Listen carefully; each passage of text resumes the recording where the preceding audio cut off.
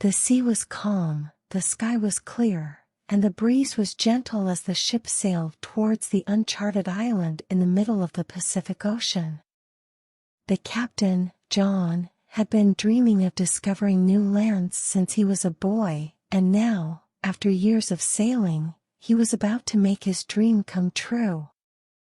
As the ship approached the island, John noticed that the trees were tall and dense, and the beach was made of black sand. He ordered the anchor to be dropped, and the crew prepared to explore the island. John led a team of 5, including the ship's first mate, David, and a group of sailors armed with rifles, machetes, and pistols. They stepped off the boat onto the black sand and began to make their way through the dense forest. The first thing they noticed was the eerie silence. There was no sound of birds, no rustling of leaves, and no buzzing of insects. It was as if the island was completely devoid of life. The only sound they heard was the crunching of the black sand under their boots. After walking for what felt like hours, they came across a clearing. In the center of the clearing stood an enormous tree, unlike any tree they had ever seen. Its trunk was as thick as a house, and its branches were twisted and gnarled. As they approached the tree, they heard a faint whispering sound. It was almost as if the tree was talking to them. John and his team looked at each other, unsure of what to do.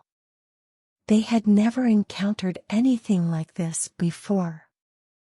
Suddenly, the whispering grew louder, and a voice spoke to them in a language they did not understand.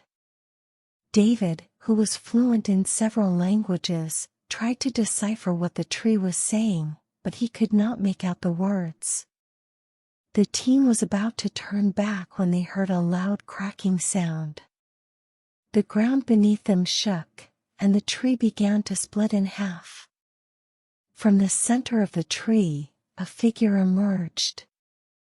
It was a woman, dressed in a flowing gown made of leaves and vines.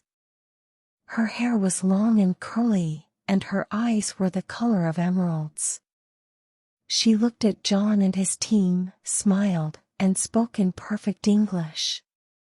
"Greetings, travelers.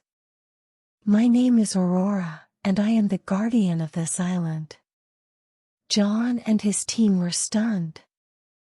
They had never heard of a person living on this uncharted island. Aurora explained to them that the island was protected by powerful magic that kept it hidden from the rest of the world.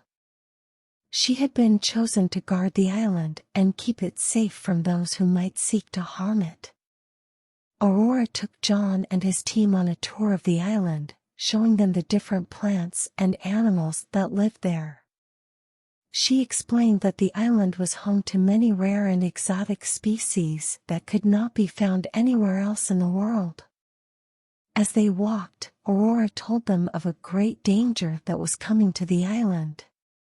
A group of treasure hunters had discovered the island's location and were on their way to pillage it for its riches.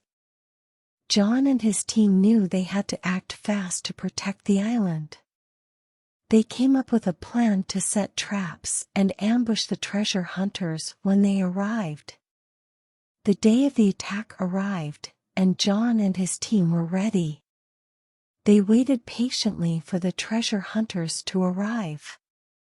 When they did, they sprang their trap. A fierce battle broke out, and John and his team fought bravely to protect the island. In the end, they emerged victorious. The treasure hunters were driven off, and the island was safe once again. Aurora thanked John and his team for their bravery and invited them to stay on the island for as long as they liked. John and his crew spent several weeks on the island, exploring and studying its many wonders. They even discovered a new species of plant that had never been seen before. Eventually, it was time for them to leave. They said their goodbyes to Aurora and promised to keep the island's location a secret. As they sailed away, John knew that he had accomplished his life's dream. He had discovered a new land, and in the process, he had made a friend for life. Years later, John would look back on his adventure on the Uncharted Island with fondness. He would always remember the mysterious guardian, Aurora, and the magical island that she had protected. And he would be forever grateful for the experience of a lifetime.